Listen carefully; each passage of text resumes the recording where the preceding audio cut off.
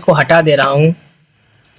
ठीक है, यहाँ पे मैं इसको हटा दे रहा हूँ और मार्क्यू टैग का यूज़ करके देखते हैं किस प्रकार से हम मार्क्यू टैग का यूज़ करते हैं। तो यहाँ पे लिख लेते हैं हेडिंग में यूज़ मार्क्यू टैग,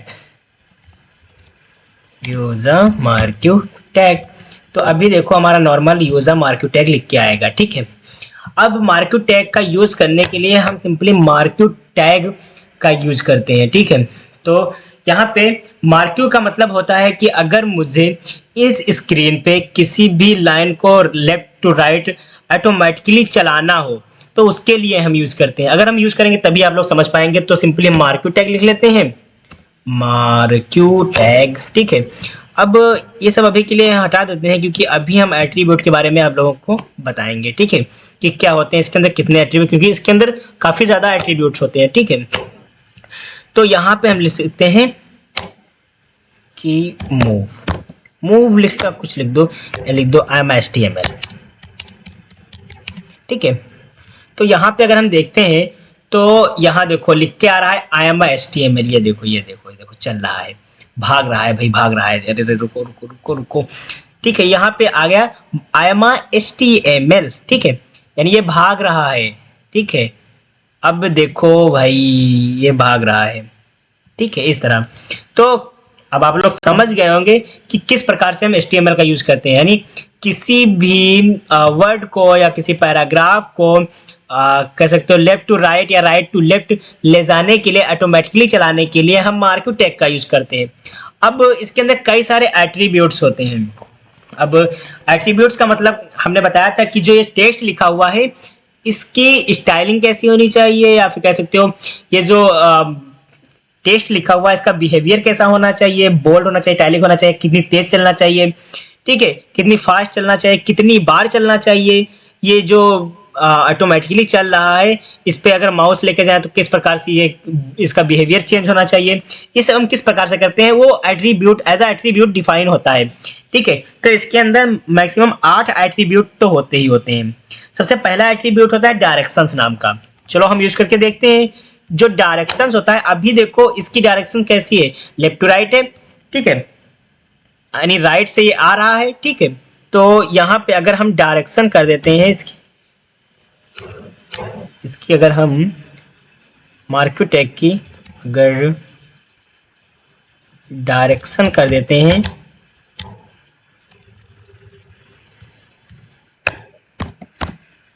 दूसरा वाला हम ले लेते हैं मार्क्यू टैग, और जिसकी हम डायरेक्शंस इसकी हम डायरेक्शन कर देते हैं लेफ्ट टू राइट और कंट्रोल C, और इसकी हम डायरेक्शंस कर देते हैं लेट। अभी के लिए बिहेवियर हटा दो क्योंकि बिहेवियर अभी मैं बताऊंगा। और इसकी हम कर देते हैं लेफ्ट और इसकी हम कर लेते हैं राइट। अब देखो, अब जो इसके अंदर मैंने कुछ लिखा यार नहीं है, तो इसके अंदर दो move on, I right move लिख दो। ठीक है, राइट मूव, और इसके अंदर लिख दो लेफ्ट मूव, या फिर लिखा रहने दो। तो देखो ये हमारा राइट की ओर जा रहा है और ये हमारा लेफ्ट की ओर आ रहा है। ठीक है, तो अगर हम राइट को देंगे तो ये राइट की ओर जाने लगेगा, अगर लेफ्ट देंगे डायरेक्शन तो इसकी ये सिंपली डायरेक्शंस को चेंज करने के लिए हम डायरेक्शंस एट्रीब्यूट का यूज करते हैं। उसके अंदर हम लेफ्ट या राइट दे सकते हैं, इसके अंदर हम अप डाउन भी दे सकते हैं, लेफ्ट राइट ही नहीं अप डाउन भी दे सकते हैं। मैंने अप दिया।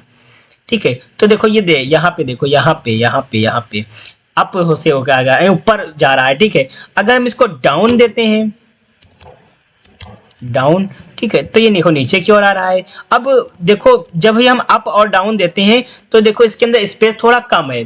ठीक है, तो चाहते हैं हम इसकी हाइट को थोड़ा इंक्रीज कर दें, तो उसके लिए हमारे पास हमारे पास बी स्पेस और एच स्पेस का यूज किया जाता है। यानी कि इसकी हाइट और विड्थ डिफाइन करने के लिए एच स्पेस और हाइट बी स्पेस का यूज किया जाता है। बी का मतलब होता है वर्टिकल स्पेस और एच का मतलब होता है हॉरिजॉन्टल स्पेस। वर्टिकल स्पेस यानी अगर इसकी हाइट को मुझे बढ़ाना हो तो मुझे इसके लिए मुझे देना पड़ता है बी एच यानी वर्टिकल स्पेस। तो बी स्पेस हम दे देते हैं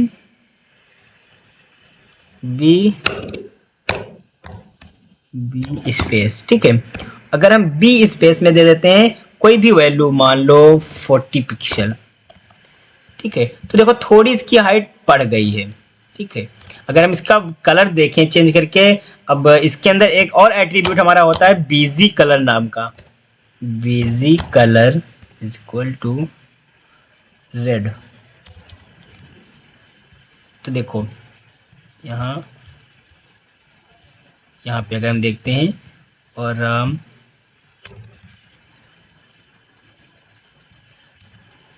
40 पिक्सल, अगर हम 40 पिक्सल दे देते हैं, थोड़ी और इंक्रीज कर दो, 400 पिक्सल कर दो, तो देखो यहाँ से हमारा यहाँ तक 400 पिक्सल इंक्रीज हो गया। यानी इसको ऊपर से नीचे लाने के लिए हमारा 400 स्पेस हो गया, यानी वर्टिकल से ऊपर से थोड़ा नीचे आ गया, ठीक है। तो ये हमारा होता है वी-स्केप स्पेस। अगर हम कलर आप देखेंगे, कलर देखना अभी आप, यहाँ पे अगर हम एच स्पेस दे देते हैं, एच स्पेस, तो देखो अब इसकी विड्थ इतनी केवल मुझे डिफाइन होगी कि जो एच स्पेस होता है वो हॉरिजेंटल हाइट विड्थ को कम करता है, और जो वी स्पेस होता है वो वर्टिकल हाइट स्पेस को, हाइट और विड्थ स्पेस को कम करता है। अब इतनी बात तो क्लियर हो गई। अब एक हमारा होता है इतनी बात तो क्लियर हो गई। अब जो एक हमारा होता है वो होता है बिहेवियर, इसका कैसा होना चाहिए। जब भी हम मार्केट टैग को क्रिएट करते हैं तो बिहेवियर आता है। एक और इसका हमारा क्या होता है, एक इसका एक एट्रीब्यूट और होता है बिहेवियर नाम का, बिहेवियर नाम का, ठीक है, बिहेवियर नाम का। आप लोग आई थिंक स्पेलिंग सही लिखेंगे, लिखना, ठीक है, नहीं तो आएगा नहीं। तो बिहेवियर में हमारी 3 वैल्यूज होती हैं, एक होता है स्क्रॉल, एक होता है स्लाइड, एक होता है अल्टरनेट। तो जो स्क्रॉल होता है, अगर हम यहाँ पे स्क्रॉल दे देते हैं, देखो अगर हम यहाँ पे स्क्रॉल दे देते हैं तो कुछ नहीं होगा, नॉर्मली पहले जैसे चलेगा कि इसकी बाय डिफॉल्ट वैल्यू स्क्रॉल ही होती है। यहाँ पे देखो नॉर्मली ये चल रहा है स्क्रॉल ऐसा, ठीक है। बट अगर हम यहाँ पे स्लाइड देते हैं, ठीक है, तो स्लाइड की तरह होएगा, यानी कि एक बार जाएगा फिर रुक जाएगा, एक बार जाएगा बस रुक जाएगा, ये हमारा होता है स्लाइड। अब अल्टरनेट का मतलब ये होता है, स्लाइड का मतलब सिंपली ये होता है कि एक बार जाएगा और रुक जाएगा, और जो अल्टरनेट का मतलब होता है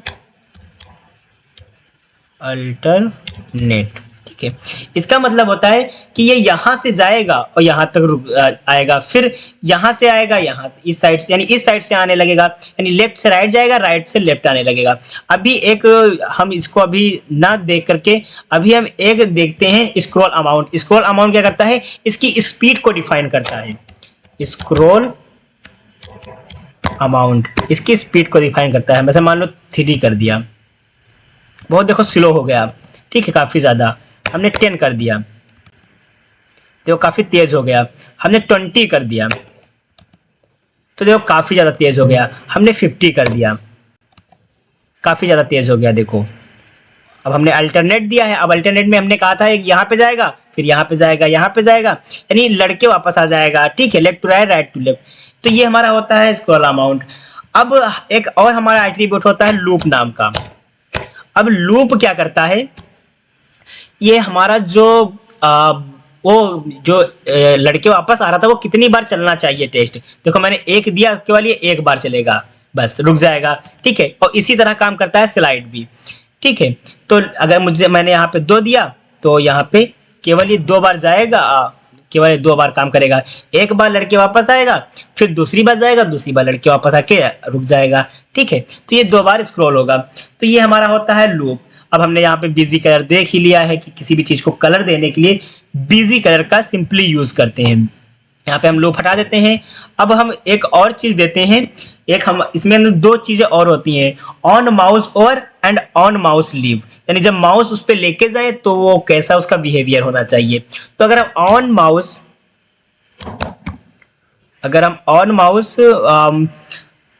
माउस ओवर करेंगे, ठीक है, यहाँ पे अगर हम ऑन माउस ओवर करेंगे, आप लोग कंफ्यूज मत हो ना, ठीक है। अगर हम यहाँ पे ऑन माउस ओवर करेंगे तो इसका मतलब ये होता है कि अगर हम ऑन माउस यानी अगर उस पर हम माउस अगर लेकर जाएं तो ये क्या हो जाना चाहिए, स्टॉप हो जाना चाहिए। और स्टॉप एज अ फंक्शन देते हैं, यहाँ पे स्टॉप एज अ फंक्शन देते हैं। अब हम जब इस पे लेके जाएंगे माउस, देखो रुक जाएगा, ठीक है। अब जब हम हटा दिए तो ये चलना नहीं, अब ये रुका ही रहेगा।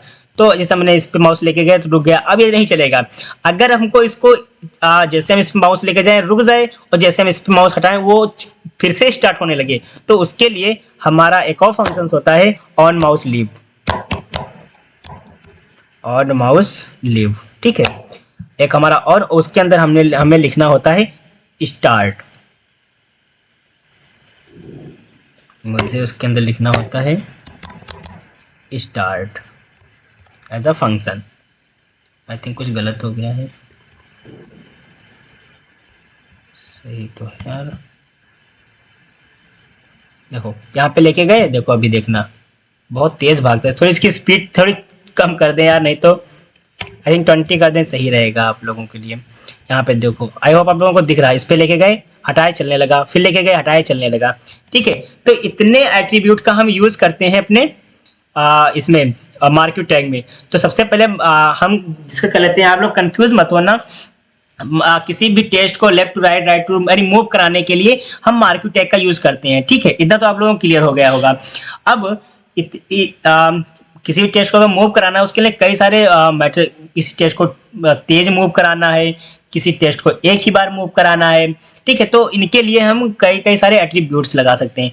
अब एक हमारा होता है बिहेवियर। बिहेवियर क्या करता है, उसकी स्पीड को यानी उसके बिहेवियर को डिफाइन करता है कि ये अल्टरनेट होना चाहिए, या तो फिर स्लाइड होना चाहिए, तो फिर स्क्रॉल होना चाहिए, ठीक है।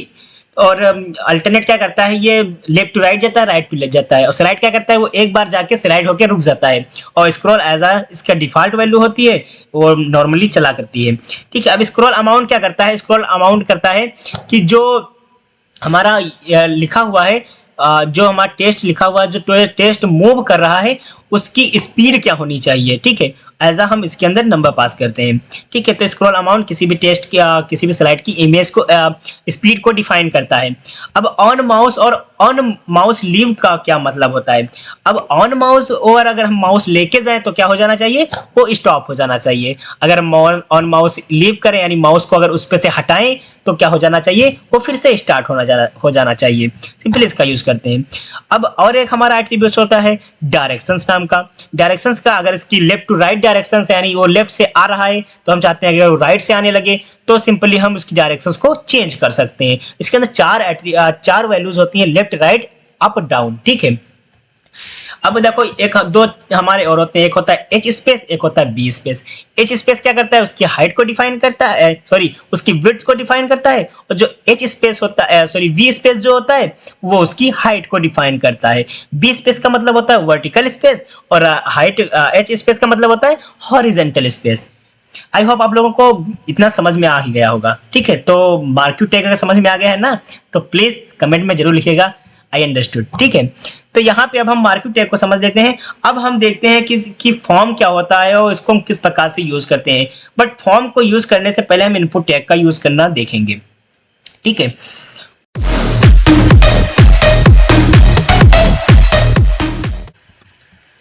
तो यहाँ पे हम देखते हैं कि इनपुट टैग हमारे HTML में क्या होता है। यार अब तो बहुत कम बचा है ना, फॉर्म देखेंगे, बटन देखेंगे, फिर लिस्ट देखेंगे, टेबल देखेंगे, बस खत्म।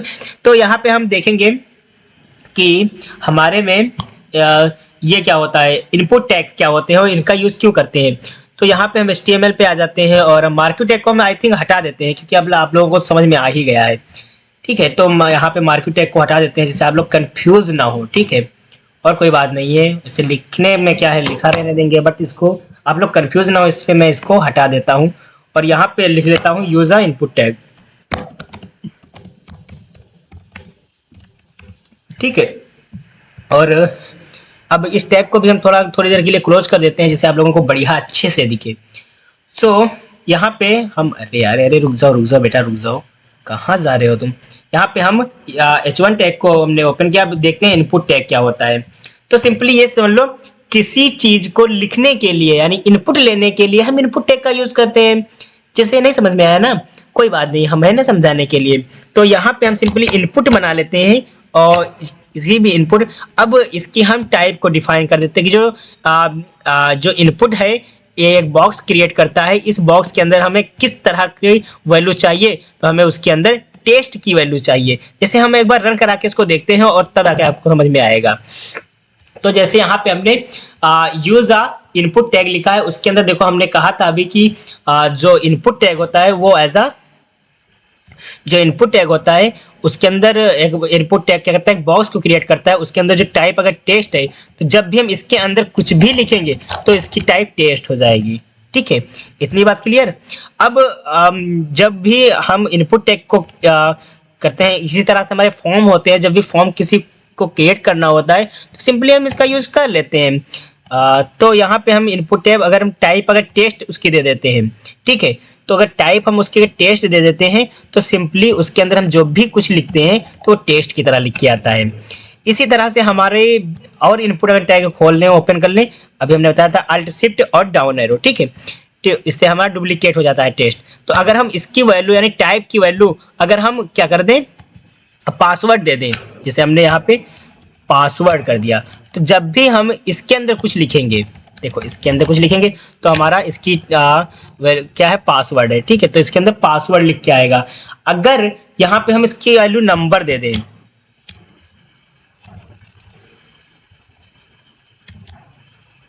इसकी वैल्यू हम अगर नंबर दे दें तो अगर इसमें अगर कोई भी ABCD लिखेंगे, जो कसम से भाई हम अल्फ़ाबेट ही लिख रहा हूँ, मैं अल्फ़ाबेट रहा हूँ कसम से भाई, मैं अपनी लैपटॉप की कसम खा के कहता हूँ भैया मैं अल्फ़ाबेट ही लिख रहा हूँ, ठीक है, बट यार क्या करूँ, लिख ही नहीं रहा है। तो इसके लिए हम अगर नंबर लिख रहे हैं तो भाई देखो नंबर लिख रहा है, बट अगर मैं अल्फ़ाबेट लिख रहा हूँ, देखो कसम से मैं भाई मैं झूठ नहीं बोल रहा हूँ, कसम से मैं यही लिख रहा हूँ अल्फ़ाबेट, मैं अपनी लैपटॉप की कसम खा के कह रहा हूँ कि मैं अल्फ़ाबेट लिख रहा हूँ, बट ये नहीं लिख रहा है, ठीक है।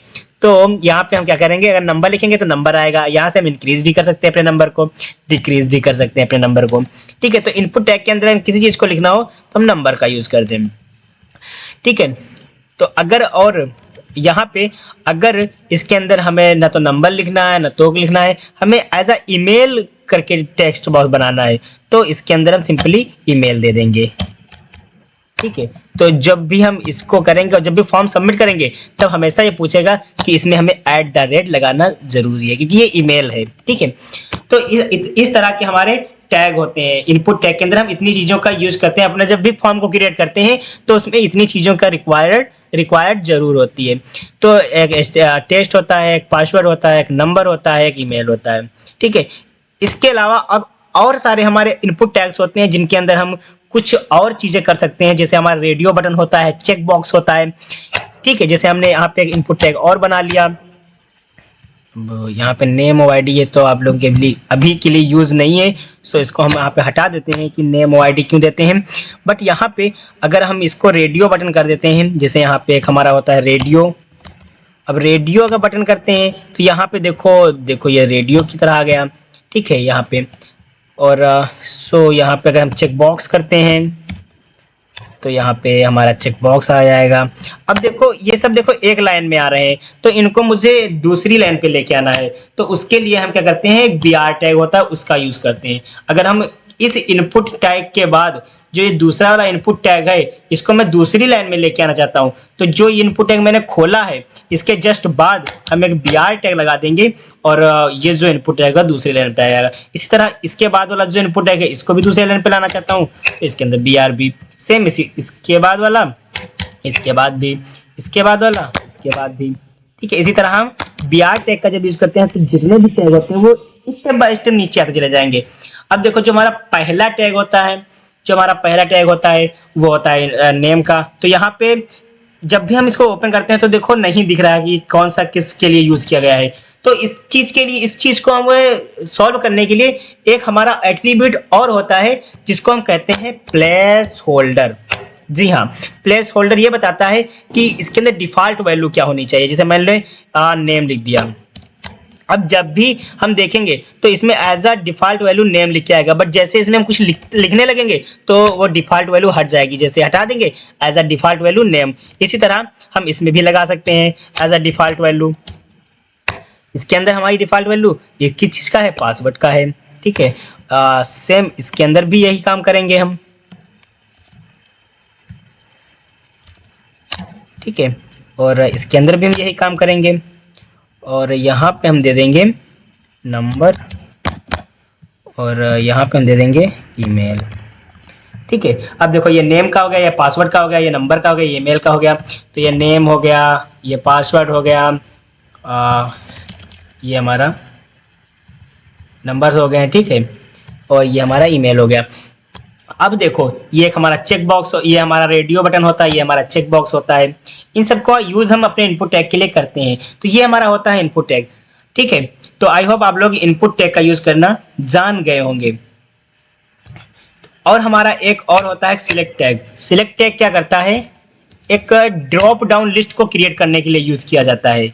जो सिलेक्ट टैग होता है वो जैसे हम सिलेक्ट टैग का यूज करेंगे तो देखो यहाँ पे एक ड्रॉप डाउन लिस्ट क्रिएट करने का हमें मुझे ऑप्शन देता है। जब भी हम सिलेक्ट का यूज करते हैं सिलेक्ट टैग का, तो वो क्या करता है, एक ड्रॉप डाउन लिस्ट दे देता है, ठीक है। अब इस सिलेक्ट टैग के अंदर हमारा एक टैग होता है ऑप्शन टैग, ठीक है। अब उस ऑप्शन टैग के अंदर मुझे जैसे मान लो लिखना है HTML, ठीक है। अब इसी तरह मुझे इस सिलेक्ट टैग के अंदर ये जो ड्रॉप डाउन लिस्ट है इसके अंदर मुझे कितने ऑप्शन चाहिए, तो मान लो मैंने 3 ऑप्शंस खोल लिए हैं। सबसे पहला ऑप्शन HTML, दूसरा ऑप्शन CSS और तीसरा ऑप्शन जावास्क्रिप्ट, ठीक है। तो देखो जब भी हम इस पर क्लिक करेंगे तो देखो हमारी 3 चीजें आ गई हैं। एक कसम से भाई देखो 3 चीजें आ रही हैं यार। जैसे हम इस पर क्लिक करेंगे HTML, CSS, जावास्क्रिप्ट, ठीक है। तो ये हमारा ड्रॉप डाउन लिस्ट होता है। तो चलिए चलते हैं हम एक फॉर्म को क्रिएट करके देखते हैं। इसी इनपुट टैग का यूज करके एक अपने फॉर्म को क्रिएट करके देखते हैं और एक फॉर्म को अच्छे से बनाते हैं, क्योंकि ये हमारे लाइफ में बहुत ज़्यादा इंपॉर्टेंट है। तो यहाँ पे हम इनपुट टैग को पढ़ चुके हैं और यहाँ पे यूज फॉर्म का एक देखते हैं, ठीक है। तो एक हम यहाँ फॉर्म को क्रिएट करने के लिए हम अभी के लिए इसको हटा देते हैं, क्योंकि आई होप कि आप लोगों ने लिख भी लिया होगा, पढ़ भी लिया होगा, ठीक है। तो हम यहाँ पे इसको हटा देते हैं। अगर आप लोग देखना चाहें तो एक बार अच्छे से इसकी स्क्रीनशॉट ले सकते हैं, ठीक है। इसकी स्क्रीनशॉट अच्छे से ले सकते हैं। आई होप आप लोग स्क्रीनशॉट ले लिए होंगे। अब यहाँ से मैं इसको सब कुछ हटा देता हूँ और यहाँ से मैं एक फॉर्म टैग बनाता हूँ। सबसे पहले किसी भी फॉर्म टैग को बनाने के लिए मुझे उसकी एक हेडिंग दे देना होता है H1। अब यहाँ पे हम लिख देंगे माई फॉर्म, ठीक है। कुछ भी आप लिख सकते हैं, मैंने लिख दिया माई फॉर्म। तो देखो यहाँ पे आ गया, ठीक है। सो माई फॉर्म यहाँ पे आ गया। अब माई फॉर्म के अंदर मुझे क्या चाहिए, सबसे पहले नेम चाहिए, फिर किसी फॉर्म को बनाने के लिए नेम है, ईमेल है, कोई नेम चाहिए, ईमेल एड्रेस चाहिए, उसका एड्रेस चाहिए, उसका मोबाइल नंबर चाहिए। मैं ये 4 चीज़ें इंक्लूड कर लेता हूँ, ठीक है। तो सबसे पहले मुझे क्या चाहिए, किसी भी यूज़र का नेम चाहिए। तो उसके लिए सबसे पहले हमने बताया था पैराग्राफ होता है टैग, तो या तो फिर हम पी टैग ओपन कर लें। अगर पी टैग को ओपन नहीं करना चाहते हैं तो सिंपली हम लिख सकते हैं नेम, ठीक है। नेम के बाद ये लगा लेंगे और उसके बाद हम लिख लेंगे एक इनपुट टैग, ठीक है। और इसकी वैल्यू हम क्या करेंगे, टेक्स्ट लिख लेंगे और एक हम प्लेस होल्डर इसके अंदर लिख लेंगे। हम प्लेस होल्डर किस लिए देते हैं, उसकी डिफॉल्ट वैल्यू दिखाने के लिए, और उसके अंदर लिख लेंगे हम इंटर योर नेम, ठीक है। तो कुछ हमारा देखो इस तरह का आ जाएगा, एक नेम आ गया और एक हमारा नेम के बाद इंटर योर नेम आ गया। अब सिंपली इसके बाद हम आएंगे एक BR टैग लगाएंगे, जिससे हम इसके आगे वाला कुछ भी लिखें तो वो एक नई लाइन पे आ जाए, ठीक है। तो यहाँ पे हमने कर लिया। अब हम सिंपली एक ईमेल लेते हैं, ठीक है, या तो फिर हाँ ईमेल ले लो, ठीक है। एक ईमेल लेते हैं और ईमेल के बाद हम एक इनपुट टैग ओपन कर लेते हैं। उसका जो टाइप होता है वो हम ईमेल लिख लेते हैं एंड एक हम प्लेस होल्डर दे देते हैं, ठीक है, इंटर योर ईमेल। और फिर से हम क्या करते हैं, एक BR टैग लगा लेते हैं। देन एक हम पासवर्ड दे देते हैं,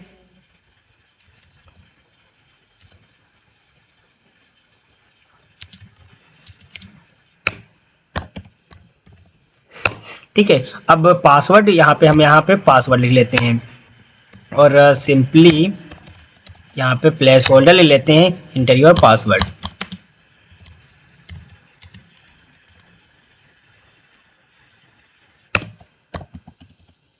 इंटर योर पासवर्ड। ठीक है। फिर हम एक br टैग लगा लेते हैं जिससे हमारा ये नई लाइन पे आ जाए।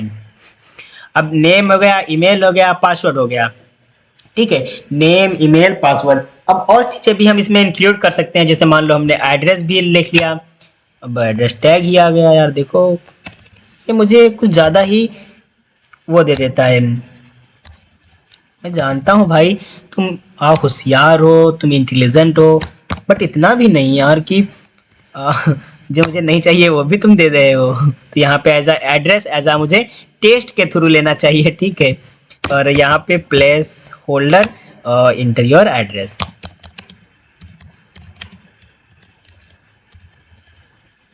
ठीक है। और यहाँ पे फिर हम यहाँ पे br लगा दें, ठीक है। तो देखो यहाँ पे हमारा इस तरह से कुछ आ गया फॉर्म। अब देखो एक नए लाइन पे तो आ गया, लेकिन इसके बीच देखो थोड़ी थोड़ी गैपिंग नहीं है, तो मुझे थोड़ा कम अच्छा लग रहा है आई थिंक। तो यहाँ पे हम जहाँ एक br लगाते थे वहाँ डबल br लगा देंगे। कुछ नहीं करना है, मेरे पास दो दो स्पेस हो जाएंगे।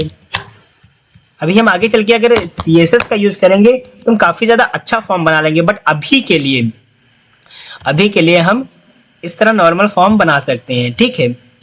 आई होप आप लोगों को ये फॉर्म समझ में आएगा। अभी हम आगे चल के बटन भी पढ़ेंगे तो यहाँ पे हम बटन का यूज भी कर सकते हैं, बट अभी के लिए हम बता देते हैं कि किसी भी बटन को क्रिएट करने के लिए हम बटन टैग का यूज करते हैं और उसमें हम लिख देते हैं सबमिट, ठीक है।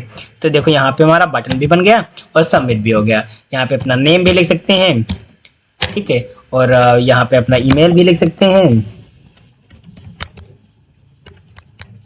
एंड यहाँ पे अपना पासवर्ड लिख सकते हैं, एंड यहाँ पे अपना एड्रेस और फॉर्म को सबमिट कर सकते हैं। ये हमारा एक नॉर्मली एक फॉर्म बन गया, ठीक है। अभी अगर इसमें CSS का यूज करें तो इसी फॉर्म को थोड़ा अट्रैक्टिव बना सकते हैं, इसकी स्टाइलिंग करके थोड़ा इसको और अच्छा बना सकते हैं, बट अभी के लिए हम एक नॉर्मली सा एक फॉर्म हमने क्रिएट कर लिया, ठीक है।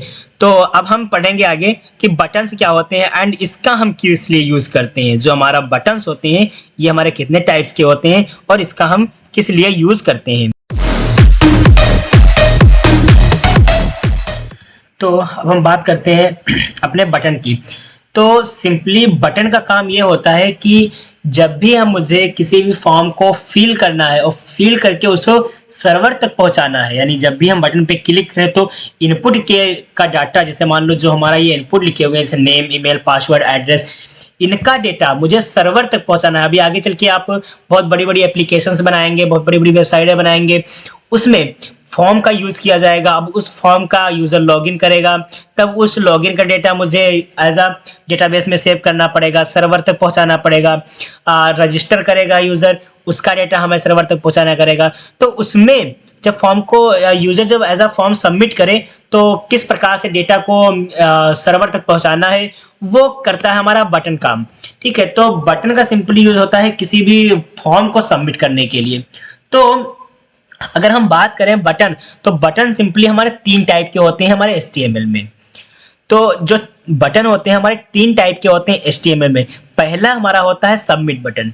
सबमिट क्या करता है, जब भी हम पेज को फॉर्म को हम अपने सबमिट करते हैं तो पेज को रिलोड कर देता है, सिंपली सबमिट कर देता है। सबमिट करके वो पेज को एज अ रिलोड कर देता है, ये हमारा होता है सबमिट फॉर्म।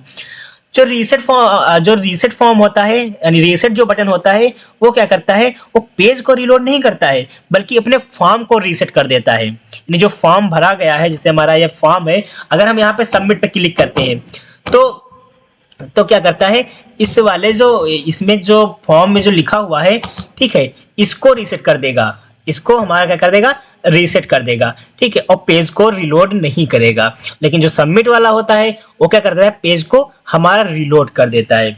अब एक होता है हमारा बटन टैग, और बटन टैग जो होता है वो हमारा एज अ टैग यूज किया जाता है बटन, उसको हमेशा फॉर्म टैग के अंदर दिया जाता है, तब वो सही से काम करता है। तो सिंपली 3 प्रकार के हमारे बटन होते हैं, submit button, reset button and button. जो सबमिट और रीसेट बटन होते हैं वो हमारे इनपुट टैग के अंदर दिए जाते हैं। जिस प्रकार से यहाँ उसकी टाइप हम सबमिट पासवर्ड कर रहे हैं, टेस्ट कर रहे हैं, सिंपली उसी तरह से एक हम इनपुट टैग बनाते हैं, उसकी टाइप हम सबमिट कर देते हैं। जैसे मैंने यहाँ पे 2 बटन बना लिए हैं, 2 इनपुट टैग बना लिए हैं। एक की हम वैल्यू दे देते हैं सबमिट, और एज अ एक और हमने बना लेते हैं, और उसकी वैल्यू दे देते हैं रीसेट। ठीक है, हमने 2 बटन बना लिया है। अब देखो क्या करेंगे।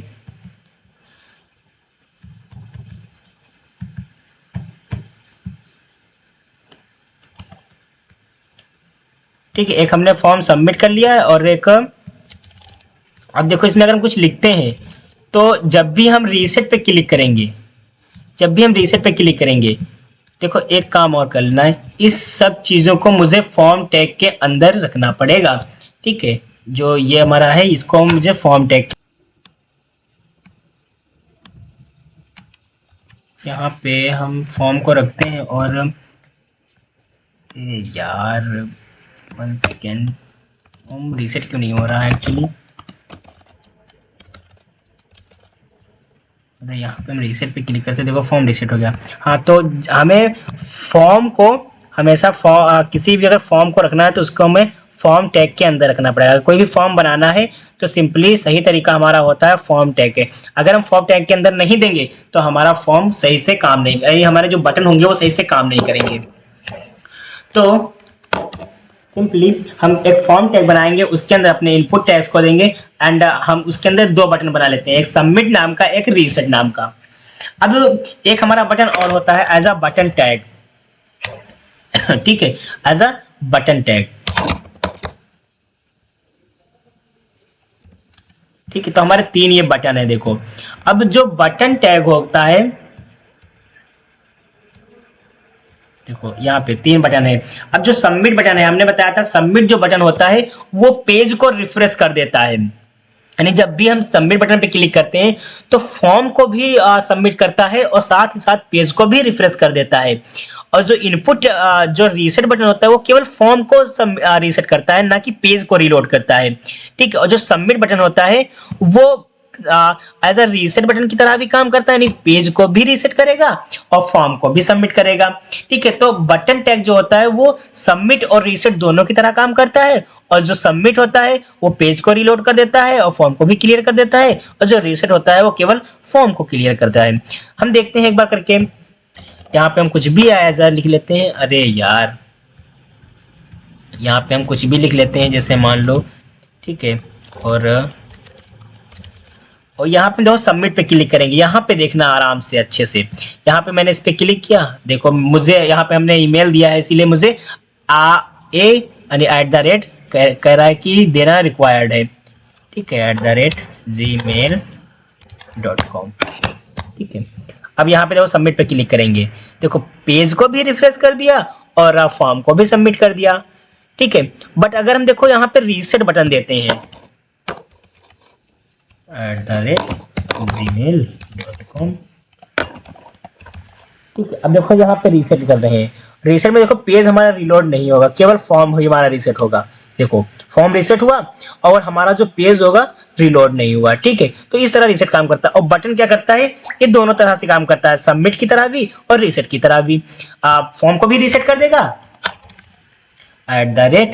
@gmail.com, और यहाँ पे पासवर्ड मैंने दे दिया, कुछ एड्रेस दे दिया। अब देखो फॉर्म को भी रीसेट कर देगा, यानी फॉर्म को भी रीसेट करके और फॉर्म को भी सबमिट कर देगा, पेज को भी रीलोड कर देगा। देखो ठीक है, तो ये हमारे 3 तरह के बटन होते हैं। तो सिंपली हम बटन टैग का यूज कर सकते हैं, या तो फिर इनपुट टैग के अंदर हम सबमिट या फिर रीसेट बटन का यूज कर सकते हैं। ठीक है, तो ये हमारे होते हैं बटन्स HTML में। ठीक है, तो इस तरह से अपने बटन को यूज कर सकते हैं। अब हम देखते हैं कि अपने HTML में हम कर सकते हैं। हाँ, अगर मुझे कोई चीज लिखना है HTML, उसके अंदर मुझे क्या करना है, मुझे जैसे हम लोगों को पता है कि जो डेवलपर होते हैं वो 2 टाइप से होते हैं, बैकएंड एंड फ्रंट एंड। तो अगर फ्रंट एंड अगर मुझे लिखना है, उसके अंदर मुझे लिखना है कि फ्रंट एंड के अंदर कौन कौन सी लैंग्वेज मुझे पढ़नी पड़ेंगी, तो लाइक HTML, CSS, जावास्क्रिप्ट। तो इस तरह की हम कह सकते हो लिस्ट किस प्रकार से क्रिएट कर सकते हैं। अगर हम लिस्ट की बात करें तो यहाँ जैसे मान लो कुछ इस तरह का मुझे बनाया गया है, जैसे मान लो इस तरह का बना हुआ है, एक हेडिंग है। ठीक है, उसके अंदर हमारे H1, H2, H3, H4, H5, H6 हैं। तो इस तरह से हम किस प्रकार से अपने HTML में लिख सकते हैं। ठीक है, तो आगे चल के देखते हैं हम। यहाँ पे हम सिंपली इस फॉर्म को, आई होप आप लोगों ने बना लिया होगा, एंड यहाँ पे थोड़ा आप लोग इसको इसकी स्क्रीनशॉट एक बार ले लीजिए, and H1 and form tag इसकी स्क्रीनशॉट एक बार ले लीजिए। आई होप आप लोगों ने ले लिया होगा। तो यहाँ पे सबसे पहले हम क्या करते हैं, इसको क्लियर कर लेते हैं, इसको हटा देते हैं। और H1 में मैं लिख देता हूँ क्रिएट अ लिस्ट। क्या लिख देते हैं, क्रिएट अ लिस्ट। ठीक है, अब देखो जो हमारी लिस्ट होती है वो हमारी टू टाइप से होती हैं। जो हमारी लिस्ट होती हैं वो हमारे टू टाइप से होती हैं हमारे HTML में। एक होती है ऑर्डर लिस्ट, एक होती है अनऑर्डर लिस्ट। ठीक है, जो हमारी लिस्ट होती हैं वो होती हैं टू टाइप, टू नहीं आई थिंक कह सकते हो 3 टाइप की होती हैं लिस्ट, लेकिन हम ज़्यादातर यूज करते हैं 2 ही टाइप्स की, यानी ऑर्डर लिस्ट और अनऑर्डर लिस्ट। लेकिन एक और लिस्ट होती है जिसको कहते हैं डेफिनेशन लिस्ट, इसको भी यूज करके हम देखते हैं। तो जो लिस्ट होती है सिंपली 3 टाइप से होती है, order list, unordered list and definition list. अब ऑर्डर लिस्ट को लिखने के लिए हम सिंपली OL टैग का यूज करते हैं। ठीक है, अनऑर्डर लिस्ट को लिखने के लिए सिंपली हम UL टैग का यूज करते हैं, और जो डेफिनेशन लिस्ट है उसको लिखने के लिए हम DL टैग का यूज करते हैं। ये हमारी होती है ऑर्डर लिस्ट, ये होती है अनऑर्डर लिस्ट एंड ये होती है डेफिनेशन लिस्ट। ठीक है, अब OL लिस्ट क्या करता है और UL लिस्ट क्या करता है और डेफिनेशन लिस्ट क्या करता है। जो OL लिस्ट यानी किसी भी चीज को नंबर वाइज प्रिंट करना है, यानी ऑर्डर में प्रिंट करना 1 2 3 या फिर जैसे हमारा इस तरह लिखा हुआ है, ये हमारी मेन लिस्ट है, उसके अंदर 1 2 3 करके लिखा हुआ है। तो इस तरह से अगर मुझे किसी चीज को लिखना है तो उसके लिए हम ऑर्डर लिस्ट का यूज करते हैं, यानी ऑर्डर में लिखना है। बट अगर मुझे यहाँ पे बुलेट लगाना है, बुलेट यानी पॉइंट लिखना है या फिर कोई स्क्वायर लगाना है, ठीक है, तो उसके लिए हम अनऑर्डर लिस्ट का यूज करते हैं। और डिफिनेशन लिस्ट का मतलब होता है कि कोई चीज लिखी हुई है फिर उसकी डिफिनेशन किस तरह लिखी गई है। आगे हम इसका यूज करके देखते हैं इसको, और तब आप लोगों को समझ में आएगा। सबसे पहले हम यहाँ पे ऑर्डर लिस्ट का यूज करके देखते हैं। तो जब भी किसी लिस्ट को क्रिएट करने के लिए, जैसे मुझे ऑर्डर लिस्ट एक बनाना है सॉरी, ठीक है, तो जैसे मुझे यहाँ पे एक ऑर्डर लिस्ट क्रिएट करना है, तो हम सबसे पहले ऑर्डर लिस्ट टैग का यूज करेंगे। उसके अंदर इस ऑर्डर लिस्ट में मुझे कितनी लिस्टें बनानी है, जैसे मान लो 5 बनानी, 6 बनानी है, तो उसके लिए यानी जो भी लिस्ट बनानी होती है उसके लिए हम सिंपली li टैग का यूज करते हैं। अब li टैग के अंदर हम उस लिस्ट का नाम देते हैं, जैसे मान लो एक HTML बनाना है, फिर अगर हमें जो दूसरी लिस्ट बनाना है, ठीक है, उसके अंदर मुझे li फिर देना पड़ेगा, मुझे CSS बनाना है, फिर अगर मुझे एक और li बनाना है तो li फिर देंगे, उसके अंदर हमें JS यानी जावास्क्रिप्ट लिखना है। तो जो OL है, OL के अंदर हमने 3 लिस्ट बना दी, HTML, CSS एंड जावास्क्रिप्ट की। चलिए हम देखते हैं किस प्रकार से ये आ रही है। तो यहाँ पे हम देखते हैं, ये देखो क्रिएट अ लिस्ट, उसमें देखो हमारे ऑर्डर में आ रही है लिस्ट। मैंने अभी कहा था कि जब भी OL का यूज करोगे तो वो लिस्ट जो होंगी वो ऑर्डर में आएंगी, यानी HTML, CSS, जावास्क्रिप्ट, और वो नंबर वाइज आ रही है, यानी 1 2 3, ठीक है। बट हम क्या करते हैं, अगर मुझे यही काम अनऑर्डर लिस्ट में करना हो, जैसे मान लो जो UL है यानी अनऑर्डर लिस्ट में करना हो, तो हम क्या कर सकते हैं, जैसे मान लो हमने इसी को कॉपी पेस्ट किया, और ठीक है, यहाँ इसी को मैंने कॉपी पेस्ट किया, तो आप देख सकते हैं कि यही जो लिस्ट है ये हमारी HTML, CSS, JavaScript bullet wise आ रही है, ठीक है। तो ये हमारी नंबर में आ रही है, अब ये हमारी बुलेट में आ रही है। अब इसमें अगर मुझे नंबर को चेंज करना हो तो उसके लिए हमारा एट्रीब्यूट होता है टाइप नाम का। तो जो टाइप नाम का एट्रीब्यूट होता है वो डिफाइन करता है कि इसमें जो लिखा गया है वो नंबर वाइज है या फिर अल्फाबेट वाइज है या फिर रोमन अंक वाला है। जैसे हम यहाँ पे लिख देते हैं कि जो OL के अंदर जो ये लिस्ट है इसकी टाइप क्या होनी चाहिए। इसका टाइप मान लो मैंने अल्फाबेट यानी A से स्टार्ट कर दिया, तो देखो ABCD आ गया। अगर मैंने रोमन अंक दे दिया यानी I दे दिया, तो देखो यहाँ I1 I2, यानी इस तरह से हम दे सकते हैं। सिंपली इसी तरह अगर UL का भी मुझे टाइप दिखाना हो, टाइप, अब इसके अंदर मुझे मेरी 3 वैल्यूज होती हैं, एक होता है डिस्क, एक होता है स्क्वायर, एक होता है सर्कल। तो डिफॉल्ट वैल्यू जो होती है वो सर्कल होती है, बट मुझे अगर डिस्क देनी हो, सॉरी, डिफॉल्ट वैल्यू जो होती है वो डिस्क होती है। अगर मुझे सर्कल देनी हो तो मेरा गोल गोल एक सर्कल बन जाएगा। देखो यहाँ पे सर्कल होगी। जो डिफॉल्ट वैल्यू इसकी होती है डिस्क होती है, और मुझे अगर सर्कल इस तरह बनाना हो तो वो सर्कल बन जाएंगे। अगर मुझे सर्कल की जगह पे कोई स्क्वायर यूज करना हो तो उसके लिए हम स्क्वायर का यूज करते हैं। ठीक है, तो देखो यहाँ पे स्क्वायर बन गए। ठीक है, तो इसमें हम 3 वैल्यू को यूज कर सकते हैं, डिस्क, स्क्वायर एंड सर्कल। ठीक है, तो ये हमारा OL हो गया यानी ऑर्डर लिस्ट हो गया, ये हमारा एक होता है UL लिस्ट यानी अनऑर्डर लिस्ट हो जाएगा। अब डिफिनेशन अगर लिस्ट की बात करें तो डिफिनेशन लिस्ट क्या करता है, किसी भी चीज की डिफिनेशंस को डिफाइन करता है। तो डिफिनेशन लिस्ट को क्रिएट करने के लिए सब इसके अंदर जो DL टैग होता है, इसके अंदर हमारे 2 टैग और यूज होते हैं, एक होता है DT टैग, एक होता है DD टैग। DT टैग क्या करता है, उस चीज की डिफिनेशन टर्म को डिफाइन करता है, टर्म यानी हेडिंग को डिफाइन करता है। और DD का मतलब होता है डेटा डिफिनेशन। डेटा डिफिनेशन यानी उस हेडिंग का डेटा क्या होना चाहिए। जैसे मैं आप लोगों को करके दिखाऊंगा तभी आप लोग समझ में आएगा आप लोगों को। जैसे यहाँ पे मैंने एक DT टैग यूज कर लिया और मैंने लिख लिया HTML। ठीक है, मैंने यहाँ पे लिख लिया HTML। अब इसका मतलब होता है कि डिफिनेशन टर्म यानी कि ये हमारी डेफिनेशन की एक टर्म हो गई है, यानी कि कह सकते हो कि ये हमारी हेडिंग हो गई है। अब इस HTML के बारे में मुझे डिफाइन करना हो, इसकी इस जो डेटा जो टर्म है, डिफिनेशन टर्म है, इसके बारे में मुझे डिफाइन करना हो तो उसके लिए मुझे DD टैग का यूज करना होता है।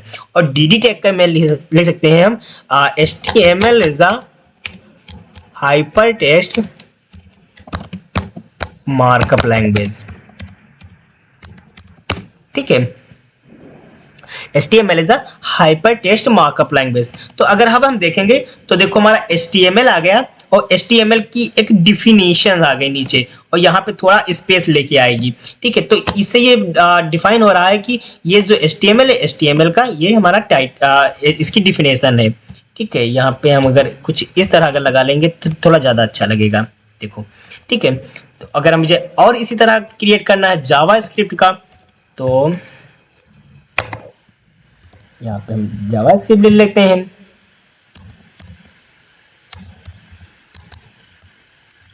तो यहाँ पे मैं जावा स्क्रिप्ट आ जाएगा और यहाँ पे हम लिख लेते हैं JavaScript is a scripting language.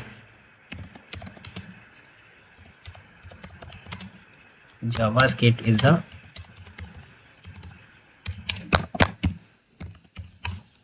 ठीक है, तो यहाँ पे JavaScript is a scripting language. ठीक है, तो इस तरह से हम अपने लिस्ट को आसानी से क्रिएट कर सकते हैं। यहाँ पे हमारा डिस्क हो गया, यहाँ पे हमारा स्क्वायर वाला यानी ऑर्डर अनऑर्डर लिस्ट हो गया और यहाँ पे हमारी डिफिनेशन लिस्ट हो गई। ठीक है, तो लिस्ट हमारी सिंपली कितने टाइप की होती हैं, 2 टाइप्स 3 टाइप की होती हैं। एक तो होता है डिफिनेशन लिस्ट, आप लोगों को आई थिंक दिख नहीं रहा होगा। अब देखो, एक होता है हमारा OL यानी यहाँ पे ऑर्डर लिस्ट, एक होता है अनऑर्डर लिस्ट, एक होता है हमारा डिफिनेशन लिस्ट। डिफिनेशन लिस्ट के अंदर हम 2 चीज़ देते हैं, एक डेटा यानी डिफिनेशन टर्म देते हैं जिसकी मुझे हेडिंग दिखाना हो और जिसका डाटा दिखाना हो यानी डेटा, जिसके डेटा दिखाना हो डेटा डिफिनेशंस। ठीक है, तो सिंपली इस तरह से हम अपने लिस्ट का यूज कर सकते हैं। ठीक है, तो यहाँ पे अब हम अपने आगे लेक्चर में देखेंगे। अब हम देखते हैं कि टेबल हमारे टैग में क्या होती है और इसको हम किस प्रकार से यूज करते हैं। हमने लिंक को पढ़ा और यहाँ पे लिंक को देखा किस प्रकार से हम अपने लिंक को यूज करते हैं और हमने आसानी से इसको समझ लिया। आई होप आप लोगों को समझ में आ गया होगा। अगर समझ में आ गया तो प्लीज कमेंट में जरूर लिखिएगा। ठीक है, और यहाँ पे अब हम सिंपली अब यहाँ पे हम देखेंगे टेबल और ये हमारा लास्ट लेक्चर है। इसके बाद हमारा HTML क्रिएट हो गया और अगर आप लोगों को इतना अगर HTML आ गया है तो यानी कि 90% या 90 नहीं तो आप कह सकते हो 80% आपको HTML आ गया है। ठीक है, तो यहाँ पे और अगर टेबल को पढ़ लेंगे तो 80 क्या मुझे 90% HTML आ गया है। अब जो 10% है उसमें थोड़े बेसिक्स टैग्स होते हैं, छोटे छोटे टैग्स होते हैं, कहीं कहीं यूज ज़्यादा होते हैं, कहीं कहीं यूज नहीं होते, बट इसमें जितनी चीज़ें मेरी यूजफुल है मैंने उसको आपको बता दिया है। अब हम यूज करते हैं टेबल टैग। टेबल जो होता है बहुत ज़्यादा यूज होता है। जब भी हम बड़ा एप्लीकेशन बनाएंगे उसमें हम जब SQL डेटाबेस पढ़ेंगे उसमें हमें टेबल का यूज करना पड़ता है। जब भी किसी फॉर्म को बनाएंगे तब भी मुझे उसमें डेटा को यूज करना पड़ता है, सॉरी टेबल का यूज करना पड़ता है। तो चलिए चलते हैं, देखते हैं टेबल किस प्रकार से यूज करते हैं। तो यहाँ पे हम चलते हैं और यहाँ टेबल को क्रिएट करने के लिए सबसे पहले हम इसको हटा देते हैं। आई होप आप लोग इतना समझ गए होंगे। तो यहाँ पे हम इसको हटा देते हैं ये जो लिस्ट बनी हुई है इसको हम हटा देते हैं और एक टेबल को बना के देखते हैं कि टेबल हमारी किस तरह होती है, क्या होती है, किस तरह बनाई जाती है। तो यूज़ अ टेबल, या हेडिंग में हम ले लेते हैं यूज़ अ टेबल। ठीक है, तो किसी भी टेबल को क्रिएट करने के लिए हमें टेबल टैग का यूज़ करना होता है। तो सिंपली हम सबसे पहले समझते हैं टेबल किस लिए बनाते हैं। तो इस तरह समझ सकते हैं कि किसी भी डेटा को सेव करने के लिए जब भी हम एसक्यूएल कुछ भी पढ़ेंगे, डाटाबेस या फिर कुछ भी पढ़ेंगे, तो उसमें जो डेटा सेव होता है वो एज अ टेबल के फॉर्म में सेव होता है, इसीलिए हमें पढ़ना पड़ता है टेबल। तो सिंपली टेबल को, किसी भी टेबल को यूज़ करने के लिए, किसी भी टेबल को बनाने के लिए हम टेबल टैग का यूज़ करते हैं। यहाँ पर टेबल टैग का यूज़ करते हैं। ठीक है, अब हमको एक बात और समझनी पड़ेगी कि जो टेबल टैग होता है इसके अंदर हमारे 3 एट्रीब्यूट्स होते हैं, सॉरी एट्रीब्यूट्स नहीं, टैग होते हैं। जो हमारा टेबल होता है उसके अंदर हमारे 3 टैग्स होते हैं जो ये बताते हैं कि इसमें जो हेडिंग कैसी होनी चाहिए, इसमें डेटा कैसा होना चाहिए। ठीक है, तो सबसे पहले हमारा होता है टीआर टैग। अब टीआर टैग क्या करता है, ये एक हमारी रो को क्रिएट करके देता है, और टीआर टैग के अंदर हमारा एक होता है टीएच टैग और एक हमारा होता है टीडी टैग। अब देखो ये क्या होते हैं, जो हमारा टीएच टैग होता है उसके अंदर हमारा एक होता है टीडी टैग। अब देखो आप लोगों को ये समझ में नहीं आ रहा होगा, आई होप आप लोगों को सच में समझ में नहीं आ रहा होगा, क्योंकि देखो सबसे पहले टीआर है, टेबल के अंदर हमारे 2 टैग होते हैं। एक होता है टीआर, टीआर क्या करता है, एक हमारा रो क्रिएट करता है, यानी कि टेबल में एक हमारी पूरी रो क्रिएट कर देगा। और जो टीएच टैग होता है एक क्या करता है, एक हेडिंग को क्रिएट करता है। और जो टीडी टैग होता है ये डेटा को दिखाने के लिए यूज किया जाता है। सिंपली अगर हम कुछ लिख के देखते हैं, जैसे मान लो हमने यहाँ पे नेम लिखा, तो देखते हैं तो हमें समझ में आ जाएगा अच्छे से शायद। और यहाँ पे हमने देखेंगे, सॉरी यहाँ पे अगर हम देखेंगे, क्रोम पे जाएंगे तो देखो हमारा एक नेम क्रिएट हो गया। ठीक है, अब अगर हम बात करें, हमें कुछ यहाँ पे सही से दिख नहीं रहा है, देखो तो यहाँ पे टेबल के अंदर एक एज अ एट्रीब्यूट होता है बॉर्डर नाम का। ठीक है, बॉर्डर हम 1 का दे देते हैं, तो देखो हमारा एक बॉर्डर दिख रहा है 1 का, देखो टेबल में। ठीक है, तो एक हमने रो क्रिएट किया, उसके अंदर हमने एक टीएच क्रिएट किया, उसके अंदर हमने एक टीडी को क्रिएट कर दिया, जिसमें हमारे क्या दिख रहा है, नेम दिख रहा है। ठीक है, इसी तरह हम दूसरे टीएच को क्रिएट कर लेते हैं,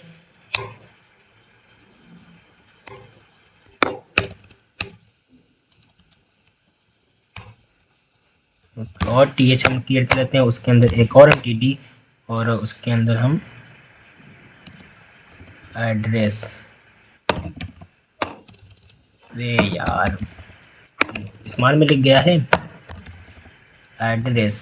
ठीक है, तो हम यहाँ पे एक एड्रेस को क्रिएट कर रहे हैं। इसके अंदर हम एक और आई थिंक टीएच को क्रिएट करके देखते हैं, phone number.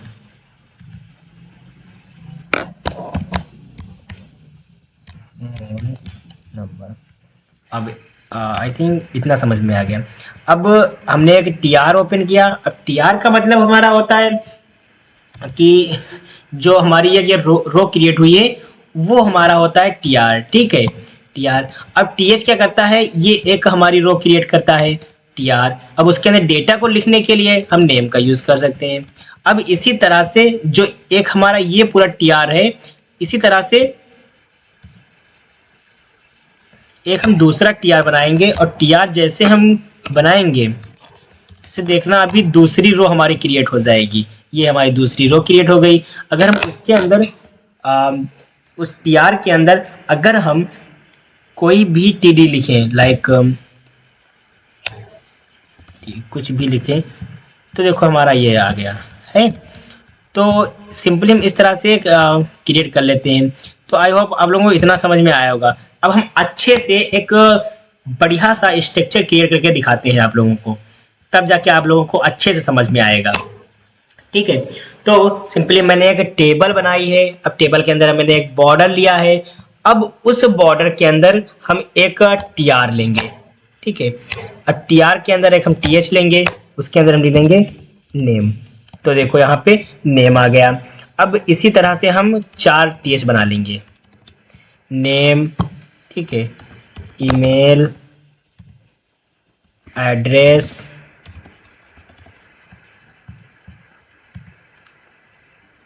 Mobile number, phone number तो ज़्यादा सही रहेगा, ठीक है। इस तरह का हो गया। अब देखो यहाँ पे हमने एक रो बनाई, यानी टीआर से क्या होता है, एक हमने एक रो को क्रिएट कर लिया। अब उस रो के अंदर मुझे टीएच से क्या होता है, इसको कहते हैं टेबल हेडर या टेबल हेड, ठीक है, या फिर टेबल हेडिंग, कुछ भी कह सकते हो आप। तो टेबल हेडिंग को क्रिएट करने के लिए हम टेबल टीएच का यूज करते हैं। बट अगर हम यहाँ पे टीएच की जगह पे हम टीडी कर दें, देखो यहाँ पे हमने एक टीएच ऊपर बनाया और 2 टीएच नीचे बनाए हैं, यानी टेबल रो, और टेबल डेटा इसका यूज करते हैं। यानी टेबल, देखो जो टीआर का मतलब होता है टेबल रो, टीएच का मतलब होता है टेबल हेडर या हेडिंग, ठीक है, और टीडी का मतलब होता है टेबल का डेटा। तो यहाँ पे हमने एक टीएच खोला, एक टीडी खोला, तो देखो जो हमारा ये नेम आ रहा है थोड़ा देखो बोल्ड होके आ रहा है, बट जो ईमेल हो रहा है, जो टीडी है, वो थोड़ा अनबोल्ड होके आ रहा है, ठीक है। तो यही डिफरेंस होता है टीडी और टीएच में। यानी किसी भी हेडर को क्रिएट करने के लिए हम टीएच का यूज करते हैं, और कह सकते हो उस हेडर में, अब मान लो हमने जो टीएच में नेम अपना देना है, तो उसके लिए हम सबसे पहले रो बनाएंगे, यानी इसके नीचे एक हम रो बनाएंगे। तो उसके लिए हम एक और टीआर ओपन करते हैं, ठीक है, एक हमने टीआर और ओपन कर लिया। तो जैसे हमने एक टीआर और ओपन किया, मेरा यहाँ पे एक रो बन जाएगा। अब इस टीआर के अंदर मुझे कुछ डेटा रखना है, मान लो मुझे 4 डेटा रखने हैं। तो एक टीडी रखिया, जिसमें मेरा जो ऊपर ये जो नेम लिखा हुआ है, इसके प्लेस पे मुझे क्या लिखना है, मान लो अपना नाम लिखना है। जैसे मान लो अपना मैंने नाम लिख दिया, ठीक है। तो इसी के जगह पे जो नेम है, इसी के जस्ट नीचे हमारा निखिल नाम आ जाएगा। अब मान लो यहाँ पे मैंने 4 बना लिया, हमने ईमेल कुछ लिख दिया, nikhil@gmail.com, एड्रेस हमने कुछ लिख दिया, ठीक है, और फ़ोन नंबर कुछ लिख दिया मैंने, कुछ लिखे यार, अगर ओरिजिनल नंबर पा जाएगा तो दिक्कत है ना, रोज़ रोज़ परेशान करोगे मुझे, है ना, मैं बस बात ही करने में मेरा टाइम चला जाएगा, है ना, तो इसलिए मैं ओरिजिनल नंबर थोड़ी ना दूंगा यार, ठीक है। तो कोई ना यार, आप लोग समझते हो यार, ठीक है। तो यहाँ पे नेम हमने लिखा, नेम के बाद देखो नेम के नीचे आ गया, ईमेल के नीचे ये आ गया, एड्रेस के नीचे ये आ गया, फोन नंबर के नीचे ये आ गया। तो अगर हम सीक्वेंस देते चले जाएंगे तो हम सीक्वेंस से बनाते चले जाएंगे। अब हम चाहते हैं कि इसके अंदर मुझे दूसरा रो क्रिएट करना है, यानी एक और मुझे रो क्रिएट करना है। तो उसके लिए हम एक फिर टीआर, यानी इस टीआर के बाहर एक फिर हम टीआर को ओपन करेंगे,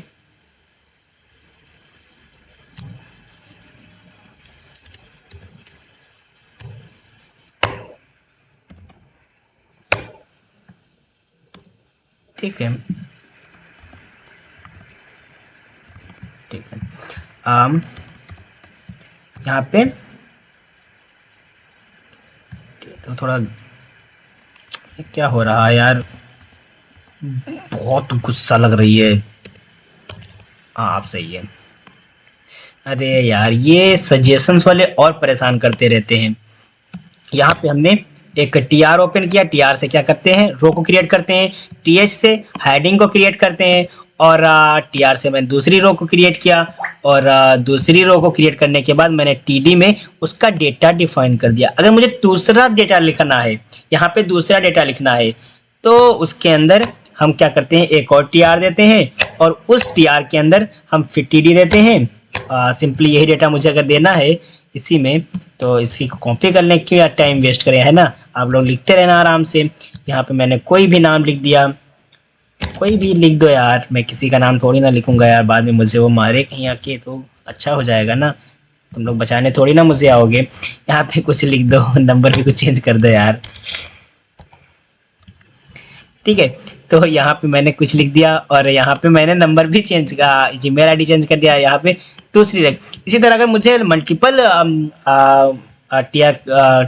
टेबल रो क्रिएट करनी हो, तो मुझे इसी तरह से टीआर करते चले जाएंगे हम यहाँ पे, ठीक है। तो यहाँ पे मैंने कितनी कर लिया यार, पता नहीं कितनी कर लिया, यहाँ से गिन लेते हैं ना, 2 2 4 2 से 6 हमने क्या कर लिया, टेबल रो क्रिएट कर लिया। तो आई होप आप लोगों को टेबल समझ में आ गया होगा कि टेबल क्या होती है। तो जब भी टेबल को क्रिएट करना होगा तो हम सिंपली एक टीआर बनाएंगे, टीआर से हमारी रो क्रिएट हो जाएगा और उसके अंदर अगर डेटा मुझे लिखना है तो टीडी का यूज करेंगे, अगर मुझे हेडिंग भी बनानी है तो हम टीएच का यूज कर लेंगे, सिंपल है। ठीक है, अब देखो यहाँ पे जब भी हम कुछ लिखते हैं अगर इसके अंदर बॉर्डर हम लगाते हैं तो ये बॉर्डर देखो एकदम सटीक होके आ रहा है, यानी इसमें थोड़ा गैपिंग नहीं है। तो उसके लिए हम दो एट्रीब्यूट का और यूज करते हैं, सेल स्पेसिंग एंड यहाँ पे अगर हम क्या यार होता है, सेल स्पेसिंग आई थिंक होता है, मैं भी भूल जाता हूँ यार, बहुत सी चीज़ें ऐसी हैं जो मुझे भी अभी नहीं आती हैं। तो यहाँ पे हम सेल स्पेसिंग ही शायद होता है यार, यार इतना कमज़ोर भी नहीं हूँ, इतनी जल्दी थोड़ी ना भूलूंगा। सेल स्पेसिंग ही है आई थिंक, देखते हैं करके ना। यहाँ पे हम 2 का स्पेस दे देते हैं, हाँ यार सेल स्पेसिंग ही है, या फिर 2 में दे दिए, 20 हम देके देखते हैं। देखो इसके बाहर की जो स्पेस यानी आउटर स्पेस, जो सेल स्पेसिंग होता है, इसके जो आउटर का स्पेस है वो हमारा इंक्रीज हो जाता है। अब एक हमारा होता है सेल पैडिंग। ठीक है, सेल पैडिंग क्या करता है, सेल पैडिंग मैं आई थिंक 10 दे देता हूँ, इसके अंदर का स्पेस देखो डिफाइन कर दिया। यानी अगर मुझे किसी भी टेबल के अंदर का स्पेस यानी जो टेस्ट लिखा हुआ है उसकी पैडिंग को इंक्रीज करना है, यानी किसी भी जो बॉक्स है उसके अंदर का अगर चीज इंक्रीज करना है उसके अंदर हम सेल पैडिंग का यूज कर सकते हैं। अगर इसके बाहर का है उसके लिए सेल स्पेसिंग का। अगर हम सेल स्पेसिंग देंगे तो जो जिसके अंदर हमारा जो टीआर है टैग, सिंपली ये हमारा टीआर है, टीआर के अंदर ये हमारा टीडी जो टैग है, इस टीडी के बाहर वाला स्पेस होगा। ठीक है, आउटर यानी कह सकते हो आउटर स्पेसिंग के लिए हम सेल स्पेसिंग का यूज कर सकते हैं और इनर स्पेसिंग के लिए हम सेल पैडिंग का यूज कर सकते हैं।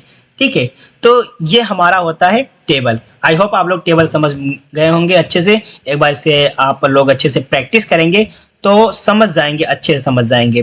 ठीक है, तो ये हमारा होता है टेबल और इसी के साथ हमारा लेक्चर कंप्लीट हो गया है। और आई होप अगर आप लोग यहाँ तक देख रहे हैं तो आप लोगों को अच्छे से समझ में आ गया।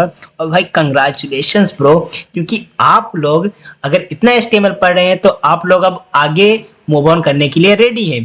अब आप लोग CSS या जावास्क्रिप्ट पढ़ सकते हैं।